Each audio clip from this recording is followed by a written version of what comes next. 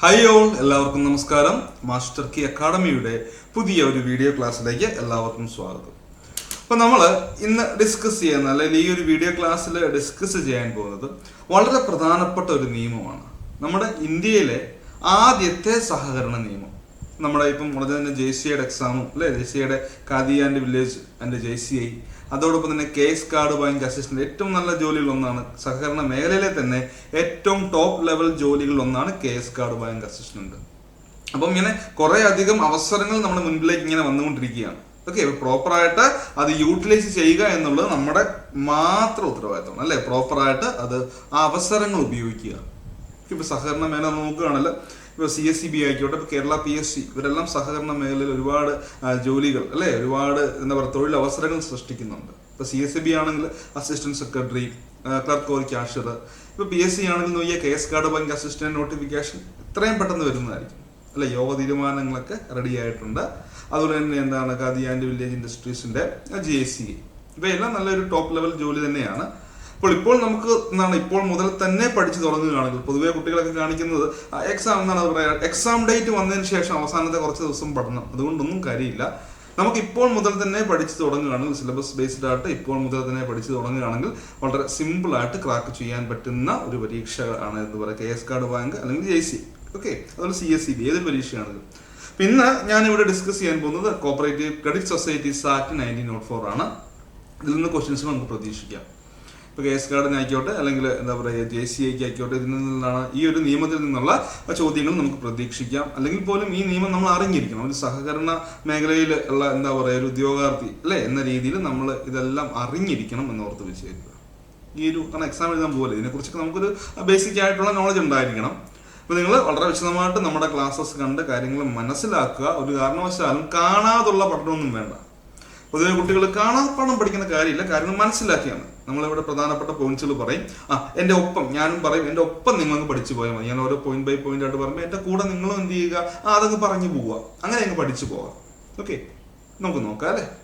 അപ്പൊ നമ്മൾ ഈ സഹകരണ മേഖല അല്ലെ ഇന്ത്യൻ കോപ്പറേറ്റീവ് മൂവ്മെന്റ് ഹിസ്റ്ററി നോക്കുമ്പോൾ ഏറ്റവും പ്രധാനപ്പെട്ട നിയമം, ആദ്യത്തെ നിയമം, സഹകരണ മേഖലയിലെ ഇന്ത്യയിലെ ആദ്യത്തെ നിയമം എന്ന് പറയാം അല്ലേ. കാരണം സഹകരണ എന്താ പറയുക ക്രെഡിറ്റ് സൊസൈറ്റീസ് ആക്ട് അല്ലെങ്കിൽ കോപ്പറേറ്റീവ് ക്രെഡിറ്റ് സൊസൈറ്റീസ് ആക്ട്. ആ വാക്ക് കേട്ടോ, ക്രെഡിറ്റ് എന്നുള്ള വാക്കിന് പ്രാധാന്യമുണ്ട്. ഇപ്പൊ കോപ്പറേറ്റീവ് സൊസൈറ്റീസ് ആക്ട് എന്നല്ല, കോപ്പറേറ്റീവ് ക്രെഡിറ്റ് സൊസൈറ്റീസ് ആക്ട് 1904 എന്ന് പഠിക്കുക. ഇതിന് മുൻപായിട്ട് കുറച്ച് കാര്യങ്ങൾ പഠിക്കാനുണ്ട്. നമ്മൾ ഹിസ്റ്ററി ഓഫ് ഇന്ത്യൻ കോപ്പറേറ്റീവ് മൂവ്മെന്റിനകത്ത് നമ്മൾ എന്താ പറയുക ചരിത്രമൊക്കെ പറയും കേട്ടോ. ഡെക്കാനുമായി ബന്ധപ്പെട്ട ഡെക്കാൻ ട്രയോട്ടും, അതുപോലെ തന്നെ അവിടെ വളരെ വിശദമായിട്ട് പഠിക്കുന്നുണ്ട് എന്താണ് അഗ്രികൾച്ചർ റിലീഫ് ആക്ടും, ലാൻഡ് ഇംപ്രൂവ്മെന്റ് ലോൺ ആക്ടും, അഗ്രികൾച്ചർ ലോൺ ആക്ടും അല്ലേ. അതായത് തക്കാവി ലോൺ, അവ രണ്ടോടാണല്ലോ തക്കാവി ലോൺ എന്ന് പറയുക. പിന്നെ നമ്മുടെ എന്താ പറയുക ഇന്ത്യൻ സഹകരണ പ്രസ്ഥാനത്തിന്റെ പിതാവായ ആരാണ് ഫെഡറിക് നിക്കോൾസിനെ അന്നത്തെ മദ്രാസ് ഗവർണറായ ലോർഡ് വെൻലോക്ക് എന്ത് ചെയ്യുകയാണ്, യൂറോപ്പിലേക്ക് പറഞ്ഞു വിടുന്നതും. അദ്ദേഹം 1892 അപ്പോയിന്റ് ചെയ്യുന്നത്. 95, 97, 99 3 വോളിയത്തിലായിട്ട് ആ റിപ്പോർട്ട് സബ്മിറ്റ് ചെയ്യുന്നൊക്കെ ഉണ്ട്. അതൊക്കെ പഠിക്കും. അപ്പൊ അതിൽ നിന്നൊക്കെയാണല്ലോ ഈ ആക്ട് വരിക. അപ്പൊ നമുക്ക് ഇന്ന് ജസ്റ്റ് ഈ ആക്ട് ഒന്ന് നോക്കിപ്പോ കൂടെ 1904 ആക്ട് നമുക്കൊന്ന് പരിചയപ്പെട്ടു പോകാം. അപ്പൊ ഓർത്ത് വെച്ചതിന്റെ പേര് നിങ്ങൾ എപ്പോഴും ഓർക്കണം, കോപ്പറേറ്റീവ് ക്രെഡിറ്റ് സൊസൈറ്റീസ് ആക്ട് എന്ന് തന്നെ ഓർക്കണം കേട്ടോ. Cooperative credit societies act 1904. പേരെന്താണ്? Cooperative credit. ഞാൻ വീണ്ടും പറയുന്നത് credit societies act 1904. CCS act എന്ന് പറഞ്ഞു, കോപ്പറേറ്റീവ് ക്രെഡിറ്റ് സൊസൈറ്റീസ് ആക്ട് 1904. നിങ്ങൾ വേണമെങ്കിൽ അങ്ങനെ അങ്ങ് പഠിച്ചോളുക. അപ്പം ഇതിന്റെ വിശേഷണമാണ് നോക്കി. ഒന്നാമത്തെ വിശേഷണം എന്താണ്? The first cooperative legislation in India. ഇന്ത്യയിലെ ആദ്യത്തെ സഹകരണ നിയമം എന്താണ് മക്കളെ? The first cooperative legislation in India എന്നറിയപ്പെടുന്നത് കോപ്പറേറ്റീവ് ക്രെഡിറ്റ് സൊസൈറ്റീസ് ആക്ട് 1904 ആണ്. ഓർക്കുക, ഫസ്റ്റ് കോപ്പറേറ്റീവ് ലെജിസ്ലേഷൻ പഠിച്ചേ. എന്താണ് first cooperative legislation in India എന്ന് പഠിക്കുക. രണ്ടാമതായിട്ട് പറയുന്നുണ്ട് എന്താണ്? It is act number 10 of 1904. അതായത് 1904 പാസ്സാക്കിയിട്ടുള്ള 10ാമതായിട്ട് പാസ്സാക്കിയിട്ടുള്ള ആക്ടാണ് കോപ്പറേറ്റീവ് ക്രെഡിറ്റ് സൊസൈറ്റീസ് ആക്ട് 1904. അപ്പോൾ എന്താണ്, ഓരോ വർഷവും നമ്മൾ ഒരുപാട് നിയമങ്ങൾ പാസ്സാക്കും അല്ലെ. ഒന്നാമതായിട്ട് പാസ്സാക്കുന്നു, രണ്ടാമതായിട്ട് പാസ്സാക്കുന്നു, പല നിയമങ്ങൾ പാസ്സാക്കുന്നു. അപ്പം ഓർത്ത് വെച്ചേക്കുക 1904 10ാമതായിട്ട് 1904 10ാമതായിട്ട് 10th ആയിട്ട് പാസ്സാക്കിയ നിയമമാണ് cooperative credit societies act. Cases act ആണെങ്കിൽ 1969 ആണെങ്കിൽ എന്താണ് ഒരു ആക്ട് നമ്പർ 21 എന്ന് പഠിക്കുന്നുണ്ട്. അപ്പൊ 1969 പാസ്സാക്കിയിട്ടുള്ള 21ാമത്തെ നിയമമാണ് KCS ആക്ട്. അതുപോലെ തന്നെ 1904 10ാമതായിട്ട് പാസ്സാക്കിയ നിയമമാണ് എന്തെന്ന് പറയുക കോപ്പറേറ്റീവ് ക്രെഡിറ്റ് സൊസൈറ്റീസ് ആക്ട്. ഇപ്പൊ എല്ലാ ആക്ടിനും എന്താണ് ആക്ട് നമ്പറുകളുണ്ട്. ഇപ്പൊ കേസ് കാർഡ് ബാങ്ക് ആക്ട് 1984 എന്ന് പറയുന്നത് ആക്ട് നമ്പർ 20 ഓഫ് 1984 ആണ്. അങ്ങനെ ഓരോന്നിനും എന്താണ് ആക്ട് നമ്പറുകൾ ഉണ്ടെന്ന് ഓർത്ത് വെച്ചേക്കുക. അപ്പോൾ ഫസ്റ്റ് കോപ്പറേറ്റീവ് ലെജിസ്ലേഷൻ നിങ്ങൾ പഠിച്ചു. രണ്ടാമത് ഞാൻ പറഞ്ഞു ആക്ട് 10 ഓഫ് 1904 അതും നിങ്ങൾ പഠിച്ചു. മൂന്നാമത് പറയുന്നുണ്ട് ആക്ട് പാസ്ഡ് ഓൺ. അപ്പൊ എന്നാണ് ഈ നിയമം പാസ്സാക്കിയത്? Act passed on 25th March 1904 എന്നാണ് മക്കളെ ഓർത്ത് വെച്ചേക്കുക. 25th March 25/3/1904 ഈ നിയമം പാസ്സാക്കുന്നത്. 25/3/1904 ഏത് പാസ്സാക്കുന്നത്? കോപ്പറേറ്റീവ് ക്രെഡിറ്റ് സൊസൈറ്റീസ് ആക്ട് പാസ്സാക്കുന്നത് അല്ലേ. ഇനി ഇവിടെ പറയുന്നുണ്ട് the 1904 act contained only 29 section. ഇന്നാണ് സുഖമായിരുന്നു അല്ലേ. ഇപ്പൊ നമ്മൾ KCS ആക്ട് പഠിക്കുമ്പോൾ 110 സെക്ഷൻ പഠിക്കണം, 201 റൂള് പഠിക്കണം. പക്ഷെ 1904 ആക്ടിൽ വെറും 29 സെക്ഷൻസേ ഉള്ളൂ. എത്ര മക്കളെ നോക്കിയേ, the 1904 act contained only 29 sections അല്ലെങ്കിൽ 29 വകുപ്പുകൾ മാത്രമേ ഉണ്ടായിരുന്നുള്ളൂ. ഓക്കെ, ക്ലിയർ ആയെന്ന് ഞാൻ വിചാരിക്കുന്നു. ക്ലിയർ ആണെന്ന് ഞാൻ വിചാരിക്കുന്നു. ഒന്നുകൂടെ പറയാം, 1904 ആക്ടില് 29 സെക്ഷൻ. ഈ ആക്ട് പാസ്സാക്കിയത് 25/3/1904.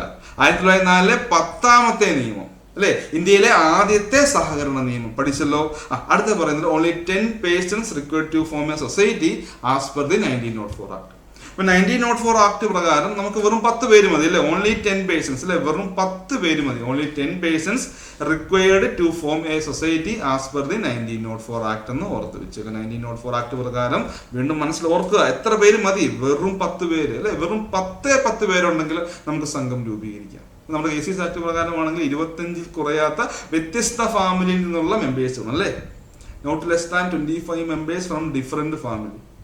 അപ്പൊ ഇവിടെ നോക്കി വെറും 10 പേര് മതി, വെറും 10 പേര് മതി. ഇനി പറയുകയാണ് 1904 act was implemented without having any rules. വെറും 29 സെക്ഷൻ മാത്രം, ഒരു റൂള് പോലും ഇല്ല, ഒരു ചട്ടം പോലും ഇല്ല. ഓർത്ത് വെച്ചേക്കുക, the 1904 act was implemented without having any rule. ഒരു നിയമം പോലും ഒരു ചട്ടം പോലും ഇല്ലാതെ, ഒരു റൂള് പോലും ഇല്ലാതെ. ഇന്നാണെങ്കിൽ എത്രയാണ് നമുക്ക് പറയാം? 110 സെക്ഷൻ, 201 റൂളാണ് ഇന്ന് നമ്മുടെ KCS ആക്ടിൽ പഠിക്കാനുള്ളത്. അന്ന് ജസ്റ്റ് ഞാൻ വീണ്ടും അങ്ങ് എന്താണ് റിപ്പീറ്റ് ചെയ്യാൻ ഓർത്ത് വെച്ചേക്കുക. അപ്പൊ 1904 ആക്ടിൽ ഞാൻ പറഞ്ഞു വെറും 29 വകുപ്പുകൾ മാത്രം, ഒരു റൂള് പോലും ഇല്ല.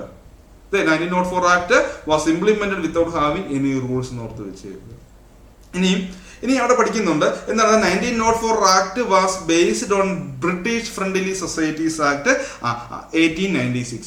ഇപ്പൊ 1904 ആക്ട് ബേസ് ചെയ്തത് എന്തിനെ ബേസ് ചെയ്തിട്ടാണ് രൂപീകരിച്ചിട്ടുള്ളത് അല്ലെ പാസ്സാക്കിയിട്ടുള്ളതെന്ന് ഓർക്കുക? British friendly societies act 1896. 1896 British friendly societies ആക്ടിന്റെ ബേസിലാണ്, അടിസ്ഥാനത്തിലാണ് 1904 ആക്ട് പാസ്സാക്കിയിട്ടുള്ളത്. അല്ലെങ്കിൽ അതിന്റെ അടിസ്ഥാനത്തിലാണ് കാര്യങ്ങൾ ചെയ്തിട്ടുള്ളത് എന്ന് ഓർത്ത് വെച്ചേക്കുക.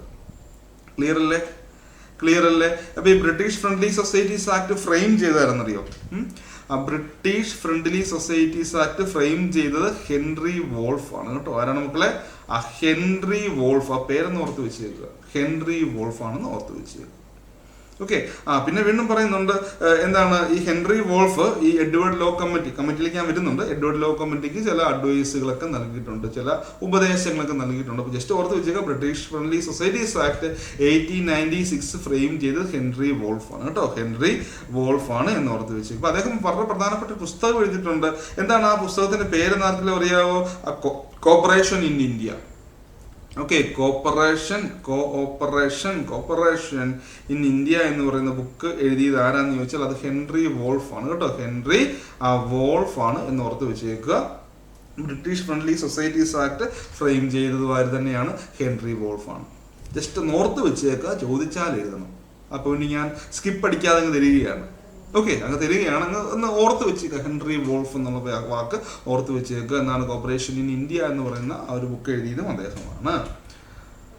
പിന്നെ പറയുന്നുണ്ട് നമുക്കിനി ഇവിടെ ബാധ്യതകളെ കുറിച്ച്, ലയബിലിറ്റിയെ കുറിച്ച് പഠിക്കാം. ഇവിടെ പറയുന്നുണ്ട് ആസ് പെർ 1904 ആക്ട്. അപ്പൊ 1904 ആക്ട് പ്രകാരം അർബൻ സംഘങ്ങൾ അല്ലെ, അർബൻ സംഘങ്ങളുടെ ബാധ്യത, ലയബിലിറ്റി ഓഫ് അർബൻ സൊസൈറ്റി. ഇപ്പൊ അർബൻ സംഘങ്ങളുടെ ബാധ്യത പറയുന്നുണ്ട് ലിമിറ്റഡ് ഓർ അൺലിമിറ്റഡ്. ഇപ്പൊ ലിമിറ്റഡിൽ നമുക്ക് സ്റ്റാർട്ട് ചെയ്യാം, അല്ലെങ്കിൽ അൺലിമിറ്റഡിൽ സ്റ്റാർട്ട് ചെയ്യാം. അല്ലെ, ലിമിറ്റഡ് ഓർ അൺലിമിറ്റഡ് എന്ന് പറയുക നോക്കി. As per 1904 act the liability of urban society, urban സംഘങ്ങളുടെ ബാധ്യത അല്ലെ എന്താണ് പറയുന്നുണ്ട് ലിമിറ്റഡ് ഓർ അൺലിമിറ്റഡ് എന്ന് ഓർത്ത് വെച്ചേക്കുക.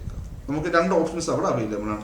എന്നാൽ പറയുന്നുണ്ട് and the liability of rural society was unlimited എന്ന് ഓർത്ത് വെച്ച് കേട്ടോ. റൂറൽ സംഘത്തിന്റെ അർബൻ ആണെങ്കിൽ ലിമിറ്റഡ് ആകാം അൺലിമിറ്റഡ് ആകാം. എന്നാൽ റൂറൽ ആണെങ്കിലോ പറയുന്നുണ്ട് റൂറൽ ആണെങ്കിൽ അൺലിമിറ്റഡ് എന്ന് പറയുന്നുണ്ട്. അർബൻ ആണെങ്കിൽ ലിമിറ്റഡ് ഓർ അൺലിമിറ്റഡ്, റൂറൽ സംഘമാണെങ്കിൽ ഒരു ഓപ്ഷനും ഇല്ല, ഒറ്റ ഓപ്ഷൻ അൺലിമിറ്റഡ് മാത്രമേ നമുക്ക് രൂപീകരിക്കാൻ പറ്റുള്ളൂ. നമ്മളെ ഈ ഒരു 1904 ആക്ടിനെ കുറിച്ചൊന്ന് വിശകലനം ചെയ്യുമ്പോൾ നമുക്ക് കുറെ അധികം പോരായ്മകൾ ഫീൽ ചെയ്യുന്നുണ്ട്. അവിടെ കുറെ അധികം പോരായ്മകൾ നമുക്ക് ഫീൽ ചെയ്യുന്നുണ്ട്. അപ്പൊ അവിടെ പ്രധാനപ്പെട്ടതായിട്ട് നമ്മൾ മനസ്സിലാക്കേണ്ടത് ആദ്യമായിട്ട് വന്നൊരു നിയമമാണ് അല്ലെ, കുറെ കഷ്ടപ്പാടുകൾക്ക് ശേഷം ആദ്യമായിട്ട് രൂപം കൊണ്ട ഒരു നിയമമാണ് എന്ന് പറയുക 1904 ആക്ട് എന്ന് പറയുക. അപ്പം അതുകൊണ്ട് തന്നെ അവിടെ ചില പോരായ്മകൾ ഉണ്ടാകും എന്ന് ഓർത്ത് വെച്ചേക്കുക. അപ്പൊ ഈ പോരായ്മകളൊക്കെ പരിഹരിച്ചുകൊണ്ട് 1912 മറ്റൊരു നിയമം വരുന്നുണ്ട്, അതും നമുക്ക് പഠിക്കണം. നമുക്ക് ആദ്യം ഇതുമായിട്ട് ബന്ധപ്പെട്ട കാര്യങ്ങൾ പഠിക്കാം. നമ്മൾ ഓർത്ത് വെച്ചേക്കുക ചില പോരായ്മകളുണ്ട്. അപ്പം ലയബിലിറ്റിയുടെ കാര്യമല്ല ഞാൻ പോരായ്മയോട് പറയുന്നത്, നമുക്ക് ഇനി പറയാൻ പോകുന്നതൊക്കെ ഇതിന് ചില പോരായ്മകളാണ്. പറയുന്നുണ്ട് central society or apex society could not be started under the 1904 act. ഇപ്പൊ 1904 ആക്ട് പ്രകാരം സെൻട്രൽ സംഘമോ അല്ലെങ്കിൽ അപ്പെക്സ് സൊസൈറ്റിയോ ഒന്നും നമുക്ക് രൂപീകരിക്കാൻ പറ്റത്തില്ല. Central or apex society could not be started under the 1904 act കേട്ടോ. 1904 ആക്ട് പ്രകാരം സെൻട്രലോ അല്ലെങ്കിൽ അപ്പെക്സ് സംഘമോ നമുക്ക് രൂപീകരിക്കാൻ പറ്റില്ല എന്ന് ഓർത്ത് വെച്ചേക്കുക. ഞാൻ ആദ്യം നിങ്ങൾ പറഞ്ഞു ഈ ആക്ടിന്റെ പേര് അല്ലെ കോപ്പറേറ്റീവ് ക്രെഡിറ്റ്. ആ ക്രെഡിറ്റ് എന്നുള്ള വാക്ക് ഓർത്തിരിക്കണം, ചില പ്രാധാന്യമുണ്ടെന്ന് ഞാൻ ആദ്യം തന്നെ എന്നാണ് പറഞ്ഞിരുന്നു. ഓർക്കുന്നുണ്ടോ? Cooperative credit societies, cooperative credit societies act എന്നാണ് പറയുക. അതായത് ഈ നിയമപ്രകാരം നമുക്ക് ക്രെഡിറ്റ് സംഘങ്ങൾ മാത്രമേ രൂപീകരിക്കാൻ പറ്റുകയുള്ളൂ. ക്ലിയർ ആകട്ടെ എന്താ ഞാൻ പറഞ്ഞ 1904 ആക്ട് പ്രകാരം ക്രെഡിറ്റ് സൊസൈറ്റീസ് രൂപീകരിക്കാൻ പറ്റുള്ളൂ. അതാണ് പറയുന്നത് non credit societies could not be started under the 1904 act. ഇപ്പൊ 1904 ആക്ട് പ്രകാരം നമുക്ക് എന്താണ് നോൺ ക്രെഡിറ്റ് സൊസൈറ്റീസ് രൂപീകരിക്കാൻ പറ്റില്ല. അപ്പൊ ക്രെഡിറ്റ് സൊസൈറ്റി എന്ന് പറയുന്നത് എന്താണ്? ക്രെഡിറ്റ് സൊസൈറ്റി എന്ന് പറഞ്ഞാല് വായ്പാ സംഘങ്ങൾ. ക്രെഡിറ്റ് സൊസൈറ്റി എന്താണ്? വായ്പാ സംഘങ്ങൾ. ഇപ്പൊ നോൺ ക്രെഡിറ്റ് സൊസൈറ്റി എന്ന് പറയാൻ വായ്പാ ഇതര സംഘം, അതായത് വായ്പ കൊടുക്കാൻ പറ്റാത്ത സംഘം. അപ്പൊ ഇവിടെ ഓർത്ത് വെച്ചേക്കാൻ നോൺ ക്രെഡിറ്റ് സംഘങ്ങൾ നമുക്ക് രൂപീകരിക്കാൻ പറ്റില്ല കേട്ടോ. ഓർക്കണേ, എന്താണ് പറയുക? നോൺ ക്രെഡിറ്റ് സൊസൈറ്റി രൂപീകരിക്കാൻ പറ്റില്ല. സെൻട്രൽ അല്ലെങ്കിൽ അപ്പെക്സ് സംഘം നമുക്ക് രൂപീകരിക്കാൻ പറ്റില്ല. അതുപോലെ തന്നെ പറയുന്നത് ധനസഹായ സംഘങ്ങൾ അല്ലെങ്കിൽ ഫിനാൻസിങ് എന്താണ് സൊസൈറ്റീസ് നമുക്ക് രൂപീകരിക്കാൻ പറ്റില്ല. ഇതൊക്കെ ബുദ്ധിമുട്ടുകൾ അല്ലെ. നോക്കിയേ, സെൻട്രൽ സംഘമോ അല്ലെങ്കിൽ അപ്പെക്സ് സംഘമോ രൂപീകരിക്കാൻ പറ്റില്ല, നോൺ ക്രെഡിറ്റ് സംഘങ്ങൾ രൂപീകരിക്കാൻ പറ്റില്ല, ഫിനാൻസിങ് സംഘങ്ങൾ രൂപീകരിക്കാൻ പറ്റില്ല. പിന്നെ പറയുന്നുണ്ട് the cooperative movement in India was started in the year 1904. കാരണം ഈ നിയമം വന്നല്ലോ, അപ്പൊ അതുകൊണ്ട് ഇതൊന്ന് ഓർത്ത് വെച്ചേക്കുക. Cooperative movement in India was started in the year 1904 just ഒന്ന് ഓർത്ത് വെച്ചേക്കണേ. ഇനി പറയുന്നുണ്ട് ഈ 1904 act was famous for its simplicity and elasticity. ഒന്ന് ഓർത്ത് വെച്ചേക്കുക. 1904 ആക്ട് വളരെ ഫേമസ് ആണ്. എന്തിന്? For its simplicity and elasticity. അപ്പൊ ഒന്ന് ഓർത്ത് വെച്ചേക്കുക, ഈ ആക്ട് വളരെ ഫേമസ് ആണ് അല്ലേ. എന്താണ് പറയുക? It was famous for its simplicity and elasticity. വളരെ ലളിതമായിരുന്നു എന്നാണ് പറയുക.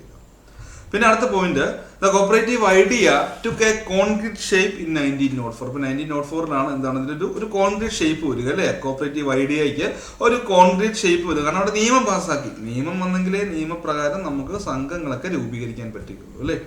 നിയമം വന്നെങ്കിൽ മാത്രമേ നിയമപ്രകാരം നമുക്ക് സൊസൈറ്റീസ് അല്ലെങ്കിൽ സംഘങ്ങൾ രൂപീകരിക്കാൻ പറ്റുള്ളൂ. ഇനിയും ഇവിടെ സാർ ഡാനിയൽ ഹാമിൽട്ടൺ ഓർത്ത് വെച്ചേക്കുക, ഈ പോയിന്റ് വളരെ പ്രധാനപ്പെട്ടതാണ്. Sir Daniel Hamilton described the 1904 act as it was the way from poverty to plenty. മക്കളെ ഇതൊന്ന് ഓർത്ത് വെച്ചാലും കേട്ടോ. എന്താണ് പറയാ? Sir Daniel Hamilton described 1904 act as it was the way from poverty to plenty എന്ന് ഓർത്ത് വെച്ചേക്കുക. ഇപ്പൊ എന്താണ് പറയാ? പോവേർട്ടി അല്ലെ, ഒന്നുമില്ലായ്മയിൽ നിന്നും ധാരാളിത്തം നമുക്ക് പറയാം അല്ലെ. പോവേർട്ടിയിൽ നിന്നും പ്ലെന്റിയിലേക്കുള്ള ഒരു വഴിയായിട്ട് ഞാൻ കണക്കാക്കാം. It was the way from poverty to plenty എന്ന് ഓർത്ത് വെച്ചേക്കുക.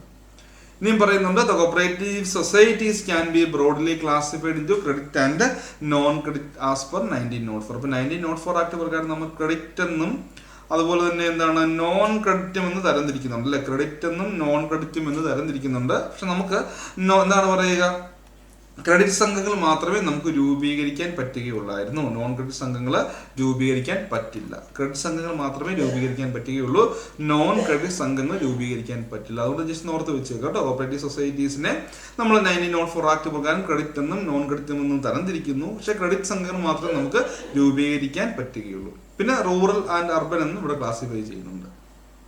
ഓക്കെ, റൂറൽ സംഘം എന്നും അർബൻ സംഘം എന്നും ഇവിടെ ക്ലാസിഫൈ ചെയ്യുന്നുണ്ട്.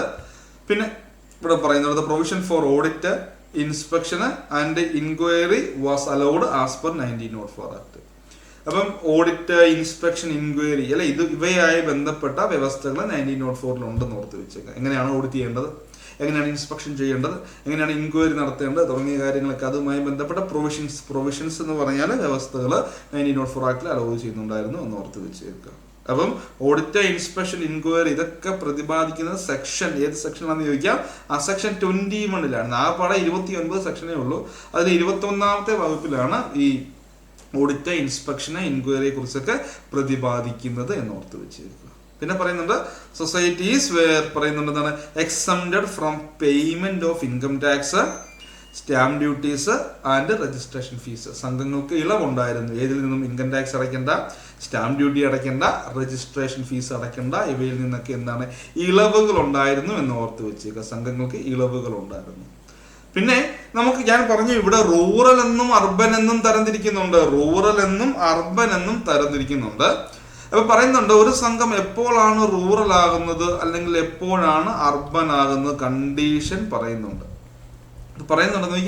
Cooperatives were classified as rural and urban. 80% of agriculturist in rural and 80% non agriculturist in urban. ഇപ്പോൾ റൂറൽ സംഘം, ഒരു സംഘം റൂറൽ ആകണമെങ്കിൽ അവിടെ പറയുന്നുണ്ട് അവിടുത്തെ 80% കൃഷിക്കാരായിരിക്കണം. കേൾക്കുന്നുണ്ടോ? 80% കൃഷിക്കാരായിരിക്കണം. അതാണ് എന്താ പറയുക, cooperatives were classified as rural and urban. 80% agriculturist in rural and 80% non agriculturist in urban. ഒരു സംഘം റൂറൽ ആകണമെങ്കിൽ അവിടെയുള്ള 80%, ആ സംഘത്തിലെ 80% അംഗങ്ങളും കൃഷിക്കാരായിരിക്കണം. ഒരു സംഘം അർബൻ ആകണമെന്നുണ്ടെങ്കിൽ ആ സംഘത്തിലെ 80% അംഗങ്ങളും കൃഷിക്കാരാവരുത്. ക്ലിയർ ആകുന്നുണ്ടോ? 80% കൃഷിക്കാരാണെങ്കിൽ അത് എന്താണ് നമുക്ക് റൂറൽ എന്ന് പറയുന്നു. ഇനി 80% കൃഷിക്കാരല്ല, നോൺ അഗ്രികൾച്ചറിസ്റ്റ് ആണെങ്കിൽ അതെന്താണ്, അത് അർബൻ ആണെന്ന് ഓർത്ത് വെച്ചേക്കുക. ക്ലിയർ അല്ലേ? അടുത്ത പോയിന്റ്, ഈ ആക്ടിന്റെ ഏറ്റവും വലിയൊരു പോരായ്മയായിട്ട് കണക്കാക്കിയിരുന്ന എന്താണ് പറയുക ഒരു വ്യവസ്ഥ അല്ലെ ഒരു പ്രൊവിഷൻ ആയിരുന്നു.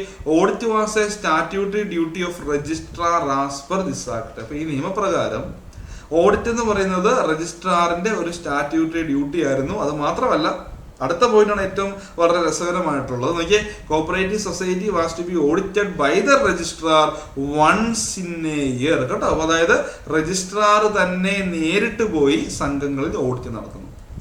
വർഷത്തിലൊരിക്കൽ എന്താണ് രജിസ്ട്രാർ തന്നെ അല്ലേ audited by the registrar once in a year. അതോടൊപ്പം തന്നെ എന്താണ് അവിടെ ഓഡിറ്റിന് ചെലവൊന്നുമില്ല, ഫ്രീ ഓഫ് കോസ്റ്റിൽ പോയി എന്ത് ചെയ്യണം, ഓഡിറ്റ് ചെയ്യണം. ക്ലിയർ ആവുന്നുണ്ടോ? ഓഡിറ്റ് ഫ്രീ ഓഫ് കോസ്റ്റിലാണ്. As per 1904 Act, each cooperative society was to be audited by the registrar. ഇപ്പോൾ 1904 ആക്ട് പ്രകാരം എല്ലാ സംഘങ്ങളും രജിസ്ട്രാർ തന്നെ പോയി ഓഡിറ്റ് ചെയ്യണം വർഷത്തിലൊരിക്കൽ. അവിടെ ഫ്രീ ഓഫ് കോസ്റ്റ് ആണെന്ന് ഓർത്ത് വെച്ചേക്കുക. Okay, in a year free of cost, ചിലവൊന്നുമില്ല. സംഘത്തിൽ നിന്ന് എന്താണ് കോസ്റ്റ് ഒന്നും ഈടാക്കാൻ പറ്റില്ല, ചിലവൊന്നുമില്ല, ഫ്രീ ഓഫ് കോസ്റ്റ്. അദ്ദേഹം നേരിട്ട് പോയി എന്ത് ചെയ്യണം, ഓഡിറ്റ് ചെയ്യണം എന്ന് ഓർത്ത് വെച്ച് ഒരു പോരായ്മയല്ലേ അല്ലേ. പിന്നെ മറ്റൊരു കാര്യമുണ്ട്, അന്ന് ഒരുപാട് സംഘങ്ങളൊന്നുമില്ല. ഇന്നത്തെ സാഹചര്യത്തിൽ രജിസ്ട്രാർ തന്നെ സ്വമേധയാ എല്ലാ സംഘവും പോയി ഓഡിറ്റ് ചെയ്യണമെന്ന് പറയാൻ അദ്ദേഹം ജോലി ഇട്ടേച്ചു പോകും അല്ലേ. അപ്പം അന്നെന്ന് പറഞ്ഞാൽ പരിമിതമായിട്ടുള്ള സംഘങ്ങൾ മാത്രമേ ഉള്ളൂ എന്ന് ഓർത്ത് വെച്ചേക്കുക. അപ്പം ഇതൊരു പോരായ്മയാണ് കേട്ടോ. പിന്നെ നോക്കിയേ, ഏത് കമ്മിറ്റിയുടെ ശുപാർശ പ്രകാരമാണ് ഇന്ത്യയിലെ സഹകരണ നിയമം പാസ്സാക്കിയെന്ന് ചോദിച്ചിട്ടുണ്ട് അല്ലേ. 1904 ആക്ട് റെക്കമെൻഡ് ചെയ്തത് അല്ലേ, ഒരു കമ്മിറ്റിയുടെ റെക്കമെൻഡേഷൻ പ്രകാരമാണ് 1904 ആക്ട് അല്ലെങ്കിൽ സഹകരണ നിയമം, കോപ്പറേറ്റീവ് ലെജിസ്ലേഷൻ. ആ ശുപാർശ നടത്തിയ കമ്മിറ്റി ഏതായിരുന്നു? സാർ എഡ്വേർഡ് ലോ കമ്മിറ്റി ആയിരുന്നു. എന്ന് ഓർത്ത് വെച്ചേക്കുക. ക്ലിയർ ആക്കണേ. ഇത് വളരെ പ്രധാനപ്പെട്ട ഒരു പോയിന്റാണ്. കാരണം അന്നത്തെ ഞാൻ പറഞ്ഞു 1892 മദ്രാസ് ഗവർണർ ആയിരുന്ന മദ്രാസ് ഗവർണർ അദ്ദേഹത്തിന്റെ പേരെന്തായിരുന്നു? ലോർഡ് വെൻലോക്ക് എന്ന് പറയും. ലോർഡ് വെൻലോക്ക് അല്ലെങ്കിൽ വെൻലോക്ക് പ്രഭു മദ്രാസ് ഗവർണർ ആയിരുന്നു. അദ്ദേഹമാണ് 1892 നമ്മുടെ ഇന്ത്യയിലെ സഹകരണ പ്രസ്ഥാനത്തിന്റെ പിതാവെന്ന് നമ്മളിപ്പോൾ വിശേഷിപ്പിക്കുന്ന ഫെഡറിക് നിക്കോൾസൺ, ഒരു ICS ഓഫീസർ ആയിരുന്നു. വളരെ കഴിവുള്ള മനുഷ്യരായിരുന്നു അല്ലേ, ICS ഓഫീസർ ആയിരുന്നു. അദ്ദേഹത്തെ എന്ത് ചെയ്യുന്നത് യൂറോപ്പിലേക്ക്, ഓർത്ത് വെച്ചേക്ക്, അദ്ദേഹത്തെ യൂറോപ്പിലേക്ക് എന്ത് ചെയ്യാൻ ഡെപ്യൂട്ടി ചെയ്യുകയാണ്. കാര്യങ്ങളെ കുറിച്ച് പഠിക്കാൻ വേണ്ടി അദ്ദേഹത്തിന് എന്ത് ചെയ്യണം മക്കളെ, ഓർത്ത് വെച്ചേക്ക്, യൂറോപ്പിലേക്ക് അദ്ദേഹത്തിന് എന്ത് ചെയ്യാണ് ഡെപ്യൂട്ടി ചെയ്യുകയാണ് അല്ലേ. പറയുന്നുണ്ട് ലോർഡ് വെൻലോക്കിന് എന്ത് ചെയ്യാണ്, അന്നത്തെ മദ്രാസ് ഗവർണർ ആയിരുന്ന ഫെഡറിക് നിക്കോൾസനെ അന്നത്തെ മദ്രാസ് ഗവർണർ ആയിരുന്ന ലോർഡ് വെൻലോക്ക് എന്ത് ചെയ്യുകയാണ്, നമ്മുടെ മദ്രാസ് പ്രൊവിൻസിൽ, അവിടെ എടുത്ത് പറയുന്നുണ്ട് മദ്രാസ് പ്രൊവിൻസിൽ സംഘങ്ങൾ രൂപീകരിക്കാൻ വേണ്ടിയാണ് ആദ്യം അദ്ദേഹത്തെ യൂറോപ്പിലേക്ക് അയക്കുന്നത്. അദ്ദേഹം ചെല്ലുന്ന ഏത് രാജ്യത്താണ് പ്രധാനപ്പെട്ടതായിട്ട് ചെല്ലുന്നത്? ജർമ്മനിയിലാണ് അല്ലേ. അന്നത്തെ ഓർത്ത് വെച്ചേക്കുക ജർമ്മനി. അദ്ദേഹം നേരെ ജർമ്മനിയിലേക്ക് ചെന്നു. ആക്ച്വലി പുസ്തകങ്ങളിൽ പറയുന്നുണ്ട് യൂറോപ്പ് എന്ന് പറഞ്ഞാൽ ജർമ്മനിയിലേക്കാണ് അദ്ദേഹം പോയത്. ഓക്കെ, അപ്പൊ അങ്ങനെ അദ്ദേഹം ആ ജർമ്മനി ചെന്നപ്പം അവിടെ അതികായകന്മാരായിട്ടുള്ള 2 സഹകാരികൾ ഉണ്ടായിരുന്നു. അല്ലെങ്കിൽ അവിടുത്തെ ജർമ്മനിയിലെ സഹകരണ പ്രസ്ഥാനത്തിനെ തന്നെ 2 തട്ടിലേക്ക് തിരിച്ച വളരെ ഫേമസ് ആയിട്ടുള്ള 2 സഹകാരികൾ ഉണ്ടായിരുന്നു. ആരൊക്കെയായിരുന്നു പറയുന്നുണ്ട്? FW റൈഫേഴ്സിനും പിന്നെ ആരാണ് ഷൂൾസും അല്ലെ, ഷൂൾസ് ഡെലിറ്റ്സ് എന്ന് പറയും. ഓർത്ത് വെച്ചേക്കുക, FW റൈഫേഴ്സിനും ഷൂൾസ് ഡെലിറ്റ്സും ഉണ്ടായിരുന്നു. അപ്പം അങ്ങനെ ഇരിക്കെ നമ്മുടെ അന്നത്തെ നമ്മുടെ പിതാവ് നിക്കോൾസൺ അങ്ങനെ ജർമ്മനി ചെന്നു. അദ്ദേഹം നോക്കിയപ്പോൾ റൈഫേഴ്സൺ ടൈപ്പ് സംഘങ്ങളുമുണ്ട്, ഷൂൾസ് ടൈപ്പ് സംഘങ്ങളുമുണ്ട്. ആ റൂറൽ ഏരിയാസിൽ സാധാരണക്കാരുടെ ഇടയിൽ പ്രവർത്തിക്കുന്നത് അല്ലെങ്കിൽ എന്താ പറയുക വലിയ സ്ട്രിക്റ്റ് ഒന്നും അല്ലാത്തത് റൈഫേഴ്സൺ മോഡൽ സംഘമായിരുന്നു, അല്ല റൈഫേഴ്സൺ സൊസൈറ്റി ആയിരുന്നു. അപ്പം നമ്മുടെ ഫെഡറിക് നിക്കോൾസൺ എന്ത് ചെയ്യണം എന്നാൽ ആ സംഘങ്ങൾ മതി. കാരണം ഇന്ത്യ റൂറൽ ഏരിയ അല്ലേ, സാധാരണക്കാരല്ലേ, കൃഷിക്കാരല്ലേ കൂടുതൽ. അപ്പൊ അവരുടെ ഇടയിൽ അധികം അങ്ങ് സ്ട്രിക്റ്റ് ആയിട്ടുള്ള സംഘങ്ങളൊന്നും വേണ്ട എന്നുള്ള രീതിയിൽ അദ്ദേഹം എന്ത് ചെയ്യുകയാണ്, അദ്ദേഹം ശുപാർശ ചെയ്യുന്നു. ഇപ്പം 1892 അപ്പോയിന്റ് ചെയ്യുന്നു. 95, 97, 99 ചില പുസ്തകങ്ങളിൽ 2 വർഷത്തിലാണ് റിപ്പോർട്ട് സമർപ്പിക്കുന്നത്. പക്ഷേ ആക്ച്വലി പറയുന്നുണ്ട് 95, 97, 99 3 വോളിയത്തിലായിട്ടാണ് അദ്ദേഹം റിപ്പോർട്ട് സമർപ്പിക്കുന്നതെന്ന് പുസ്തകങ്ങളിൽ പറയുന്നുണ്ട് കേട്ടോ. ചില പുസ്തകങ്ങൾ 2 പറഞ്ഞാലും ആക്ച്വലി ഇതാണ് 95, 97, 99. അപ്പം ഇദ്ദേഹം അവിടെ സബ്മിറ്റ് ചെയ്തിട്ടുള്ള റിപ്പോർട്ട് എന്ന് പറഞ്ഞാൽ ഫൈൻഡ് റൈഫേഴ്സൺ എന്ന് പറഞ്ഞ റിപ്പോർട്ടാണ്. തലക്കെട്ട് ചോദിക്കാം. ദാറ്റ് മീൻസ് റൈഫേഴ്സിനെ കണ്ടെത്തും എന്ന് പറഞ്ഞാൽ ആ റൈഫേഴ്സൺ മോഡൽ സംഘങ്ങൾ നമ്മുടെ ഇന്ത്യയിൽ രൂപീകരിക്കണം അല്ലെ. റൈഫേഴ്സൺ മോഡൽ സംഘങ്ങൾ എന്ത് ചെയ്തിരിക്കണം, ഇന്ത്യയിൽ രൂപീകരിക്കണം എന്ന് ഓർത്ത് വെച്ചേക്കുക. ക്ലിയർ അല്ലേ? ഓക്കെ അല്ലേ? വളരെ പ്രധാനപ്പെട്ടതാണ്. ഓക്കെ ആണ് കേട്ടോ, മനസ്സിലാക്കുക. ഓക്കെ, ഇനിയും അദ്ദേഹം പറയുന്നുണ്ട്. ഇനി വളരെ പ്രധാനപ്പെട്ട മറ്റ് കാര്യങ്ങളെ കുറിച്ച് നമുക്ക് പ്രതിപാദിക്കാം. ആ സമയത്ത് തന്നെ എന്ത് ചെയ്യുകയാണ്, ഫമൈൻ കമ്മീഷൻ റിപ്പോർട്ട് സബ്മിറ്റ് ചെയ്യുന്നുണ്ട് അല്ലെ. ഫമൈൻ കമ്മീഷൻ റിപ്പോർട്ട് എന്ത് ചെയ്യുന്നുണ്ട്, ഫെഡറിക് നിക്കോൾസനെ റെക്കമെൻഡ് ചെയ്യുന്നുണ്ട് formation of mutual credit association. 1901 കേട്ടോ.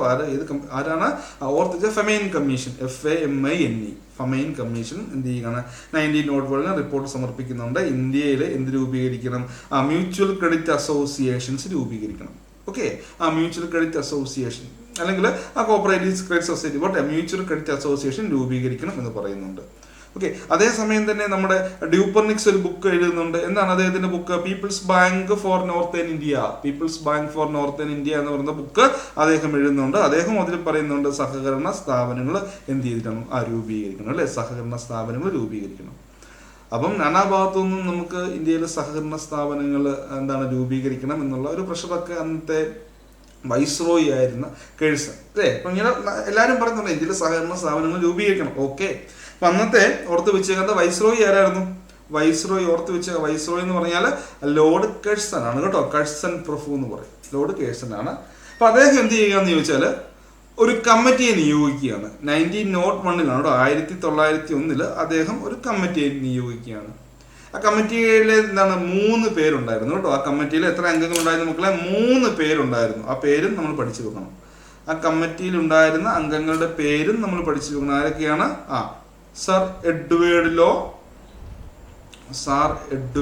ലോ ഉണ്ടായിരുന്നു. പിന്നെ ആരായിരുന്നു? ഫെഡറിക് നിക്കോൾസൺ ഫെഡറിക് നിക്കോൾസൺ, പിന്നെ പറയുന്നുണ്ട് എച്ച് ഡ്യൂപ്പർനിക്സ് കേട്ടോ, എച്ച് ഡ്യൂപ്പർനിക്സും ഉണ്ടായിരുന്നു. 3 പേരെ ഉൾപ്പെടുത്തിക്കൊണ്ടാണ് അന്നത്തെ വൈസ്രോയി ആയിരുന്ന ലോർഡ് കഡ്സൺ അല്ലെങ്കിൽ കഡ്സൺ പ്രഭു എന്ന് പറയാം, അദ്ദേഹം കമ്മിറ്റി അപ്പോയിന്റ് ചെയ്തത്.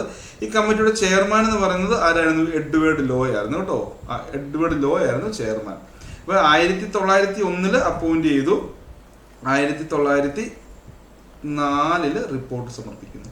അപ്പോൾ അതാണ് പറയുക, sir Edward Law committee consist of 3 members. Sir Edward Law, H. Dubernix and Frederick Nicholson was appointed in 1901 by Lord Curzon. Okay, recommended the formation of the 1904 Act. അപ്പോൾ ഇന്ത്യയിലെ ഫസ്റ്റ് ലോ കമ്മീഷൻ എന്നൊക്കെ നമുക്ക് ഇവരെ വിശേഷിപ്പിക്കാം. Okay, അപ്പം അങ്ങനെയാണ് ഈ 1905 പറഞ്ഞു ഇന്ത്യയിൽ എന്താണ് കോപ്പറേറ്റീവ് ലെജിസ്ലേഷൻ, സഹകരണ നിയമം രൂപീകരിക്കണം. അപ്പൊ ആ റെക്കമെൻഡേഷൻ പ്രകാരമാണ് 1904 തന്നെ ഇന്ത്യയിലെ ആദ്യത്തെ സഹകരണ നിയമം പാസ്സാക്കുന്നത്. ക്ലിയർ അല്ലേ? അങ്ങനെയാണ് ഇന്ത്യയിലെ ആദ്യത്തെ സഹകരണ നിയമം പാസ്സാക്കുന്നത് എന്നോർത്ത് വെച്ചേക്കുക. ക്ലിയർ ആണെന്ന് വിചാരിക്കുന്നു. ഇത്രയും പോയിന്റ് നിങ്ങൾക്ക് മനസ്സിലായെന്ന് വിചാരിക്കുന്നു. ഓക്കെ അല്ലേ? അപ്പൊ ഇങ്ങനെയാണ് ആ ഒരു നിയമത്തിലേക്കുള്ള നാൾവഴി. അപ്പൊ നമുക്ക് കുറെ അധികം കാര്യങ്ങളും ഈ ഇന്ത്യൻ എന്താണ് പറയുക കോപ്പറേറ്റീവ് മൂവ്മെന്റ് ആ ഒരു ഹിസ്റ്ററി പഠിക്കാനുണ്ട്. നമുക്ക് വരും ദിവസങ്ങളിൽ അതിന്റെ ക്ലാസ്സസ് ഒക്കെ നമുക്ക് അപ്ലോഡ് ചെയ്യാം. പിന്നെ വളരെ പ്രധാനപ്പെട്ട നിങ്ങൾ ചോദിക്കാം, ഈ ആക്ട് കമ്പൈൽ ചെയ്തത് ആരാണ്? അല്ലേ, സാർ ഡെവിസിൽ ഇബർട്സൺ ആണെന്ന് ഓർത്ത് വെച്ചത്. ആരാണ്? Sir Denzil Ibbetson compiled the 1904 act. അപ്പൊ 1904 ആക്ട് കമ്പൈൽ ചെയ്തത് സാർ ഡെവിസിൽ ഇബർട്സൺ ആണെന്ന് ഓർത്ത് വെച്ചേക്കുക. പിന്നെ ആ സമയത്ത് വൈസ്രോയി നമ്മൾ പറഞ്ഞു, ആരായിരുന്നു വൈസ്രോയി? ലോർഡ് കേഴ്സൺ ആയിരുന്നു കേട്ടോ. കേഴ്സൺ പ്രഭു ആയിരുന്നു വൈസ്രോയി എന്ന് ഓർത്ത് വെച്ചേക്കുക. പിന്നെ പറയുന്നത് 1904 ആക്ടിന്റെ മറ്റൊരു പോരായ്മകളിലേക്കാണ് നമ്മൾ ഇനി വരുന്നത്. മറ്റൊരു പോരായ്മയാണ് 1904 act allowed only individual as members. അപ്പൊ അവിടെ ഇൻഡിവിജ്വൽസിനെ മാത്രമേ മെമ്പേഴ്സ് ആയിട്ട് സംഘത്തിൽ അഡ്മിറ്റ് ചെയ്യാൻ പറ്റുകയുള്ളായിരുന്നു. സൊസൈറ്റീസിനെ ഒന്നും എന്താണ് മെമ്പർ ആക്കാൻ പറ്റില്ല, അല്ലേ? 1904 act allowed only individuals as members കേട്ടോ. ഇൻഡിവിജ്വൽസിനെ മാത്രമേ നമുക്ക് അവിടെ മെമ്പേഴ്സ് ആയിട്ട് എന്ത് ചെയ്യാൻ പറ്റുള്ളൂ, നമുക്ക് അഡ്മിഷൻ കൊടുക്കാൻ പറ്റുകയുള്ളായിരുന്നു, മെമ്പേഴ്സ് ആക്കാൻ പറ്റുകയുള്ളായിരുന്നു. അതിന് പറയുന്നത്, and as per this act a member cannot hold more than 1/5 of the share capital subject to a maximum of ₹1000. അപ്പോൾ പറയുന്നുണ്ട് ഈ ആക്ട് പ്രകാരം ഇൻഡിവിജ്വൽസിന് മാത്രമേ സംഘത്തിൽ മെമ്പർ ആകാൻ പറ്റുള്ളൂ. പിന്നെ പറയുന്നുണ്ട് ഒരു member cannot hold more than 1/5 of the share capital. ഇപ്പോൾ ഷെയർ ക്യാപിറ്റലിന്റെ 1/5 അധികരിക്കാൻ പാടില്ല കേട്ടോ. ഇവർ എടുക്കുന്ന ഷെയർ, അതായത് ഒരു വ്യക്തിക്ക് കൈവശം വെക്കാൻ പറ്റുന്ന മാക്സിമം ഷെയർ എന്ന് പറയുന്നത് എത്രയായിരിക്കും? 1/5 കൂടാൻ പാടില്ല. 1/5 അധികരിക്കാതെയുള്ള ഷെയർ മാത്രമേ എന്ത് ചെയ്യാൻ പറ്റുള്ളൂ, ഒരംഗത്തിന് മാക്സിമം കൈവശം വെക്കാൻ പറ്റുള്ളൂ. അവിടെ ഒരു ക്ലോസ് പറയുന്നുണ്ട്, subject to a maximum of ₹1000. നമ്മൾ 1/5 നോക്കുമ്പോൾ എത്രയാണ്? 5000 ആണ് വരുന്നതെങ്കിൽ അത്രയും പറ്റത്തില്ല. മാക്സിമം എത്രയും 1000 രൂപ. 1/5 കൂടാനും പാടില്ല, മാക്സിമം 1000 രൂപയായി. അതും കൂടെ ഒന്ന് മനസ്സിലാക്കി വെച്ചേക്കുക. അവിടെ ഒരു ക്ലോസ് പറയുന്നുണ്ട്. ഇനി നമ്മൾ 1/5 നോക്കുമ്പോൾ 300 രൂപയ്ക്ക് ഷെയർ വരുന്നുണ്ടെങ്കിൽ 300 രൂപയ്ക്കേ പറ്റുകയുള്ളൂ. ഇനി 1/5 നോക്കുമ്പോൾ 2000 ആണെങ്കിൽ 2000 രൂപയ്ക്ക് പറ്റില്ല, 1000 രൂപയ്ക്കേ പറ്റുകയുള്ളൂ എന്ന് ഓർത്ത് വെച്ചേക്കുക. ഓക്കെ, ക്ലിയർ അല്ലേ? കുഴപ്പമൊന്നുമില്ലല്ലോ, സിമ്പിൾ ആണെന്ന് ഞാൻ വിചാരിക്കുന്നു കേട്ടോ. അപ്പം അവന്റെ സെക്ഷൻ 1 പറയുന്നത് എന്തൊക്കെയാണ്? ഷോർട്ട് ആയിട്ടുള്ള എക്സ്റ്റെൻഡ്, ഓക്കെ, കമൻസ്മെന്റിനെ കുറിച്ചാണ്. പിന്നെ പറയുന്നത് സെക്ഷൻ 3 സംഘങ്ങളുടെ രൂപീകരണം, കോൺസ്റ്റിറ്റ്യൂഷൻ ഓഫ് സൊസൈറ്റീസിനെ കുറിച്ച് സെക്ഷൻ 3 പറയുന്നുണ്ട്. രജിസ്ട്രാറിനെ കുറിച്ച് പ്രതിപാദിക്കുന്നത് കേട്ടോ, RCSനെ കുറിച്ച് പ്രതിപാദിക്കുന്നത് സെക്ഷൻ 5 ഓർത്ത് വെച്ചേക്കുക. സെക്ഷൻ 23 സംഘത്തിന്റെ ഡിസല്യൂഷനെ കുറിച്ച് പ്രതിപാദിക്കുന്നത്, അല്ലെ, പിരിച്ചുവിടുക. അതോടൊപ്പം തന്നെ പറയുന്നുണ്ട് ഓഡിറ്റ് ഇൻസ്പെക്ഷൻ. ഞാൻ ഓൾറെഡി പറഞ്ഞു, സെക്ഷൻ 21 ഓഡിറ്റിനെ ഇൻസ്പെക്ഷനെ കുറിച്ച് പറയുന്നത്. പിന്നെ ഞാൻ പറഞ്ഞു മിനിമം എന്താണ്, ഇനി 10 പേഴ്സൺസ്, ഏതെങ്കിലും 10 പേര് മതി. പക്ഷെ ഓർത്ത് വെച്ചേക്കുക എന്താണ്, 18 വയസ്സിൽ എബോവ് 18 വയസ്സ്, അതായത് 18 വയസ്സിൽ കൂടുതലുള്ളവരായിരിക്കണം കേട്ടോ. 18 വയസ്സിൽ കൂടുതലുള്ള 10 പേരുണ്ടെങ്കിൽ സംഘം നമുക്ക് രൂപീകരിക്കാം എന്ന് ഓർത്ത് വെച്ചേക്കുക. ക്ലിയർ അല്ലേ? ഓക്കെ, അടുത്ത പോയിന്റ് പറയുന്നത് creation of the post of registrar and cooperative department is mentioned in the act on 1904. ഇപ്പൊ 1904 ആക്ടിൽ പ്രതിപാദിക്കുന്നുണ്ട്, അല്ലെ, രജിസ്ട്രാറിന്റെ പോസ്റ്റ് ക്രിയേഷനും അതുപോലെ സഹകരണ ഡിപ്പാർട്ട്മെന്റിന്റെ ക്രിയേഷനെ കുറിച്ച് 1904 ആക്ടിൽ മെൻഷൻ ചെയ്യുന്നുണ്ട് എന്ന് ഓർത്ത് വെച്ചിരിക്കുക. പിന്നെ പറയുന്നുണ്ട് ആസ് പെർ 1904 ആക്ട് പറയാൻ എന്ത് ചെയ്യാം, 10% of profit transferred to charitable പർപ്പസിനായിട്ട് നമുക്ക് 1904 ആക്ട് പ്രകാരം എത്ര പറയുക, 10%, നമ്മുടെ ലാഭത്തിന്റെ 10% ചാരിറ്റബിൾ പർപ്പസിനായിട്ട് നമുക്ക് മാറ്റിവെക്കാം. ഇനി പറഞ്ഞത് as per 1904 act A society can accept A deposit from members and government and give loan only 2 members on personal security. 1904 act പ്രകാരം ഒരു സംഘത്തിന് ഡെപ്പോസിറ്റ് അംഗങ്ങളിൽ നിന്നും ഗവൺമെന്റിൽ നിന്നൊക്കെ ഡെപ്പോസിറ്റ് സ്വീകരിക്കാം. പക്ഷേ എന്താണ് അംഗങ്ങൾക്ക് അല്ലെ ഗീവ് ലോൺ ഓൺലി 2 members, മെമ്പേഴ്സിന് മാത്രമേ ലോൺ കൊടുക്കാൻ പറ്റുകയുള്ളൂ. അത് എന്തിന്റെ അടിസ്ഥാനത്തിലാണ് അല്ലെ എന്തിന്റെ ജാമ്യത്തിലാണെന്ന് ചോദിച്ചാൽ എന്താണ് പേഴ്സണൽ സെക്യൂരിറ്റി, വ്യക്തിഗത ജാമ്യം കേട്ടോ. ഓക്കെ, വ്യക്തികൾ എന്താണ് അംഗങ്ങളുടെ അല്ലെങ്കിൽ മെമ്പേഴ്സിന് എന്താണ് പറയുക പേഴ്സണൽ സെക്യൂരിറ്റീസിന്റെ അടിസ്ഥാനത്തിൽ നമുക്ക് വേണമെങ്കിൽ എന്താണ് പറയുക അവിടെ ലോൺ കൊടുക്കാം. And gave loan only 2 members on personal security എന്നും ഓർത്ത് വെച്ചേക്കുക. ക്ലിയർ അല്ലേ? ഓക്കെ അല്ലേ? അപ്പം നമ്മൾ മനസ്സിലാക്കുക, നമ്മുടെ JCAയുടെ എക്സാം വരുന്നുണ്ട്, ഇപ്പോൾ തന്നെ പഠിക്കണം. KS കാർഡ് ബാങ്ക് എക്സാം വരുന്നുണ്ട്. അതോടൊപ്പം തന്നെ നമുക്ക് CSEBയുടെ അവസരങ്ങളും വന്നുകൊണ്ടിരിക്കുകയാണ്. പുതിയ നോട്ടിഫിക്കേഷൻ വന്നിട്ടുണ്ടല്ലോ. അപ്പോൾ ഇപ്പോൾ മുതൽ തന്നെ ഞാൻ പറയുകയാണ്, നമ്മൾ കുറേശ്ശെ പഠിച്ചാൽ മതി. ഇപ്പോൾ മുതൽ നമുക്ക് പഠിച്ചങ്ങ് തുടങ്ങാം. ഈ അവസാനമാക്കുമ്പോഴാണ് ബുദ്ധിമുട്ടാകുക. ഒരു പ്രോപ്പർ ഒരു സ്റ്റഡി പ്ലാനോടെ ഇവിടെ മനസ്സിലാക്കണം. നമ്മൾ പഠിക്കുമ്പോൾ നമുക്കൊരു സ്റ്റഡി പ്ലാൻ വേണം. ചുമ്മാ ചവർ പോലെ പഠിച്ചിട്ട് കാര്യമില്ല. നമ്മൾ ആദ്യം നമ്മുടെ സിലബസിനെ കംപ്ലീറ്റ് ആയിട്ട് ഡിവൈഡ് ചെയ്യണം. ഫസ്റ്റ് ചെയ്യേണ്ട കാര്യങ്ങൾ ഞാൻ ഒന്നുകൂടെ പറഞ്ഞുതരാം. ആദ്യം നമ്മൾ സിലബസിന്റെ കാര്യങ്ങൾ എന്തൊക്കെയാണ് സിലബസ് എന്ന് മനസ്സിലാക്കുക. അതിനുശേഷം നമ്മൾ ആ ഓരോ സിലബസിന്റെ അടുത്ത് പറഞ്ഞ ടോപ്പിക്സുകളും വളരെ വിശദമായിട്ട് പഠിക്കുക, കണ്ടന്റ് പഠിക്കുക. അതിനുശേഷം എന്താണ് അതുമായി കണ്ടന്റ് പഠിച്ചതിന് ശേഷം അതുമായി ബന്ധപ്പെട്ട ചോദ്യങ്ങൾ ചെയ്ത് അല്ലെ മോഡൽ ക്വസ്റ്റ്യൻസുകൾ ചെയ്ത് പ്രാക്ടീസ് ചെയ്യുക. അപ്പം ഒരു ചിട്ട വേണം, പഠനത്തിന് ഒരു ഓർഡർ വേണം, വേണ്ടേ, ഒരു ഡിസിപ്ലിൻ വേണം, അങ്ങനെ കുറേ കാര്യങ്ങളൊക്കെ ഉണ്ട്. ഒരു സക്സസ് എന്ന് പറയുന്നത് നമ്മളൊരു വിജയം, ഇപ്പം നമ്മുടെ ഒരു മനുഷ്യൻ്റെ അല്ലെങ്കിൽ ഒരു വ്യക്തിയുടെ ഏറ്റവും പ്രധാനപ്പെട്ട ഒരു സംഭവമാണ് നല്ലൊരു ജോലി കിട്ടുക എന്നുള്ളത്. ഒരു ജോലി കിട്ടിയാൽ തന്നെ നമ്മുടെ എന്താ പറയുക 70% പ്രശ്നങ്ങളും അവിടെ കംപ്ലീറ്റ് ആവും. ശരി, നല്ലൊരു ജോലി മേടിക്കുക എന്നുള്ളത്. അപ്പം നമ്മൾ സക്സസ് ആണ് ജോലി കിട്ടുക എന്ന് പറഞ്ഞാൽ, നല്ലൊരു സെക്യൂരിറ്റി ജോലി കിട്ടുക എന്ന് പറഞ്ഞാൽ സക്സസ് തന്നെയാണ് അല്ലെ, സക്സസ് ആണ്, വിജയം തന്നെയാണ്. സക്സസ് എന്ന് പറഞ്ഞാൽ ഒരു ആക്സിഡന്റ് അല്ലല്ലോ, ഒരു കണ്ടിന്യൂസ് പ്രോസസ് അല്ലേ. അപ്പം നമ്മൾ അത് തുടർച്ചയായി പഠിച്ചുകൊണ്ടേ ഇരിക്കുക. ഒരു ചിട്ടയോടെ പഠിക്കുക. നമുക്കൊരു സ്റ്റഡി പ്ലാൻ വേണം, പ്രോപ്പറായിട്ടുള്ള കണ്ടന്റ് നോളജ് വേണം, ടോപ്പിക്കിനെ കുറിച്ചുള്ള കണ്ടന്റ് നോളജ് വേണം. അതുമായി ബന്ധപ്പെട്ട പരീക്ഷകളൊക്കെ എഴുതി പരിശീലിക്കണം.